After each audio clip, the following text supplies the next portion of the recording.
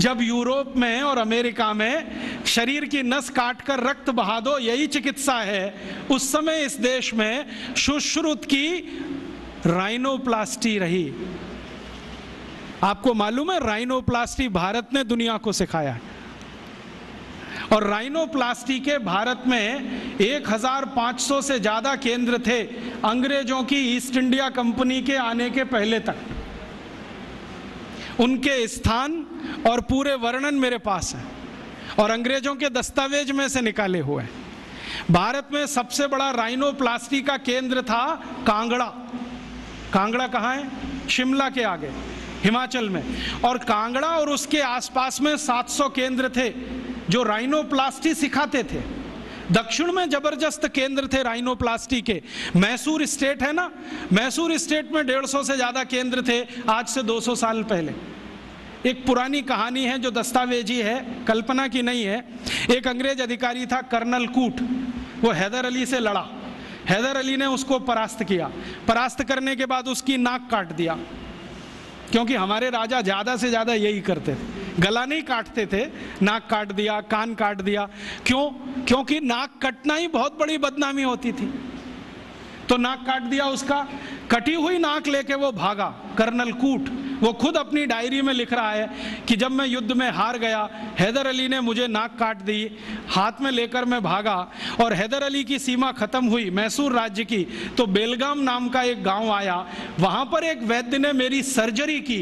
21 दिन मुझे अपने घर में रखा, सर्जरी करके लेपन लगाया, मेरी नाक जोड़ दिया। और आज मैं पार्लियामेंट के सामने कह रहा हूं कि भारत के वैद्यों को इतना ज्ञान है, वो ये सब कर सकते हैं। इसलिए हमें भारत में अपने लोगों को भेजकर ये विद्या सीखनी चाहिए।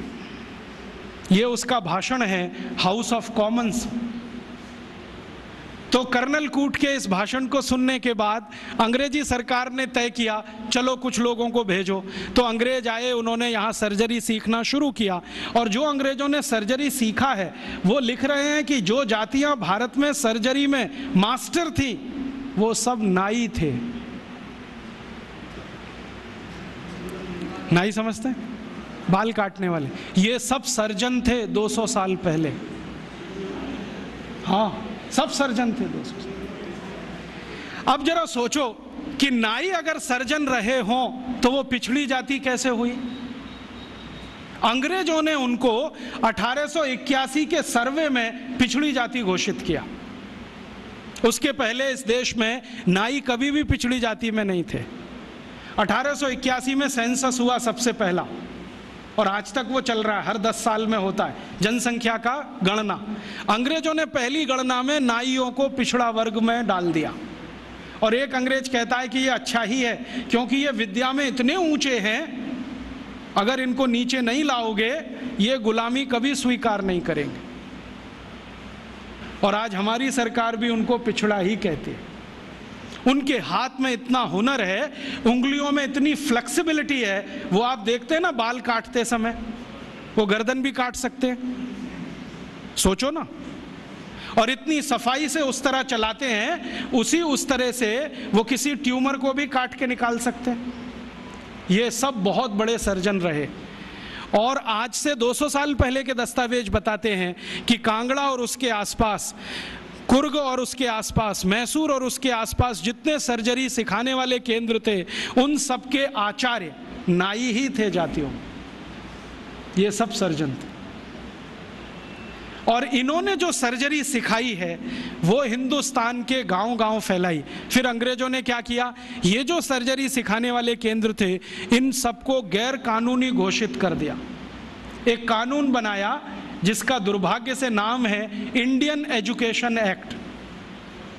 उसमें इंडियन कुछ भी नहीं है, नाम उसका इंडियन एजुकेशन एक्ट। उस कानून में उन्होंने ये तय किया कि भारतीय विद्याओं को सिखाने वाले जितने भी केंद्र हैं वो सब गैर कानूनी हैं। तो उन पे ताले डलवाए गए, नहीं डाले तो मरवाया गया, उनको आग लगवाई गई, कितने लोगों को जिंदा जला दिया। वो कहानी सुने तो आपकी आंखों से आंसू निकल आए। ये अत्याचार 100 साल हुआ, उसमें ये विद्या खत्म हो गई। और फिर बेईमान अंग्रेजों ने क्या किया कि यहाँ से सर्जरी सीखा और उनके अपने रिकॉर्ड्स में वो सब है। हिंदुस्तान को ये बताया कि देखो हम तुम्हें वापस सिखा रहे हैं। और यहां से सर्जरी सीखकर जो डॉक्टर बने लंदन में, उन्होंने fellow of the royal society की स्थापना की, जिसमें डिग्री लेने के लिए आज हमारे डॉक्टर जा रहे हैं और उस प्रमाण पत्र को लाके दरवाजे पे बड़ा टांगते हैं। मैं देखो FRS, उसमें शहद लगा के चाटो तो विटामिन C भी ना मिले। ये स्थिति है, इतना उलट गया सब कुछ।